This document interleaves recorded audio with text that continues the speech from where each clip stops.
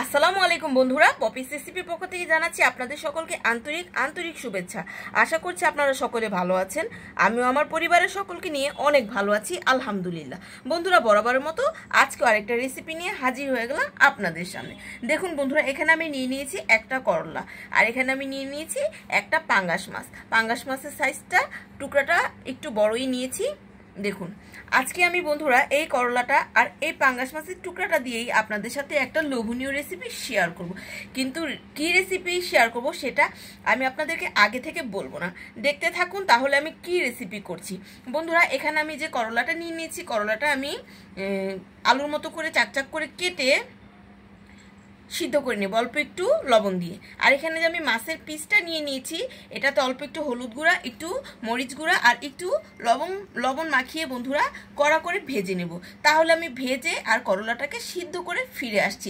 আপনারা কিন্তু সেই পর্যন্ত আমার সাথেই থাকুন, আর যারা একটা লাইক দেন নাই অবশ্যই একটা লাইক দিয়ে দিবেন। তাহলে দেখতে থাকুন কি হতে চলেছে আর আমি কি রেসিপি করব আজকে।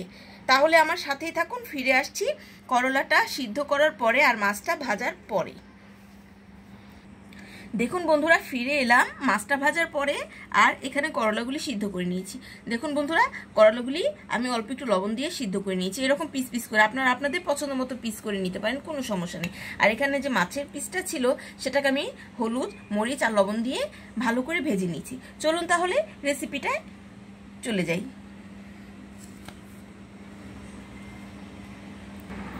দেখুন বন্ধুরা, এখানে আমি একটা মিক্সিং বোল নিয়ে নিয়েছি, এতে আমি পরিমাণ মতো পেঁয়াজ কুচি নিয়ে নিয়েছি, আর এখানে আমি 5-6টা শুকনো মরিচ তেলে ভেজে নিয়েছি।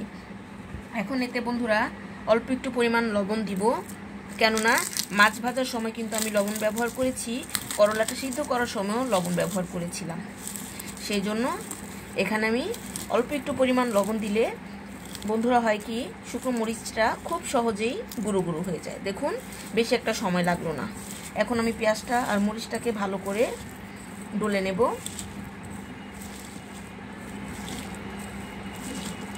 বন্ধুরা, করলা দিয়ে তো আমরা অনেক রেসিপি খেয়েছি, কিন্তু এমন একটা স্বাদের রেসিপি বন্ধুরা, আপনারা যারা খেয়েছেন তারা তো অবশ্যই জানেন, আর যারা খান নাই তারা অবশ্যই বন্ধুরা আজকে আমার রেসিপিটা দেখে বাসায় ট্রাই করবেন।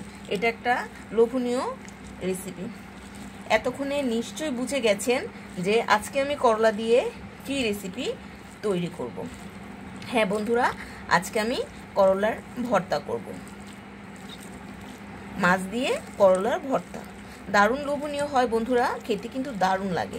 গরম ভাতের সাথে আর কিছুই লাগে না, এরকম একটা ভর্তা হলে আর কিছুই দরকার নেই।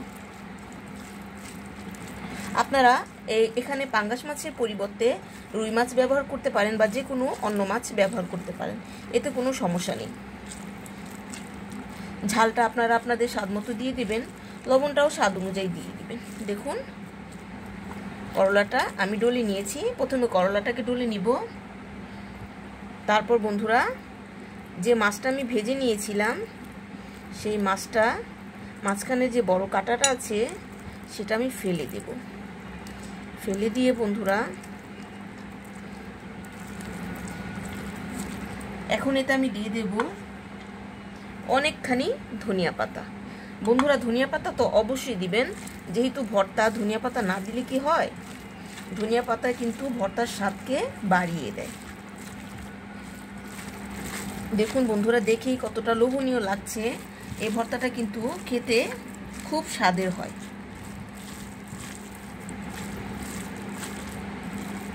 দেখুন, ভর্তাটা তৈরি করা হয়ে গেল।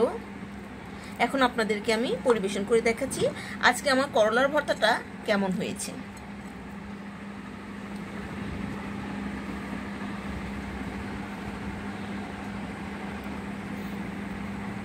দেখুন বন্ধুরা, তৈরি করে ফেললাম মজাদার ও সুস্বাদু লোভনীয় করলার ভর্তা। দেখে নিশ্চয়ই বুঝতে পারছেন কতটা লোভনীয় হয়েছে। হ্যাঁ বন্ধুরা, অনেক লোভনীয় হয়েছে। আশা করছি আমার আজকের এই রেসিপিটা আপনাদের সবার ভালো লাগবে। যদি ভালো লেগে থাকে তাহলে অবশ্যই আমার চ্যানেলটা কিন্তু সাবস্ক্রাইব করে দিতে ভুলবেন না। আর বন্ধুরা অবশ্যই ফুল ওয়াচ করবেন, আমি কিন্তু যার ভিডিও দেখি ফুল ওয়াচ করি। বেশি ভালো লাগলে বন্ধুরা আপনাদের বন্ধুদের সাথে শেয়ারও করে দিতে পারেন। বন্ধুরা চ্যানেলটিকে সাবস্ক্রাইব করে অবশ্যই বেল বাটনটা অল ক্লিক করে রাখবেন, যাতে আমি নতুন কোনো ভিডিও ছাড়ার সাথে সাথে আপনাদের কাছে পৌঁছে যায়।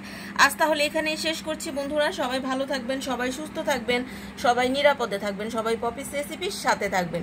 আসসালামু আলাইকুম।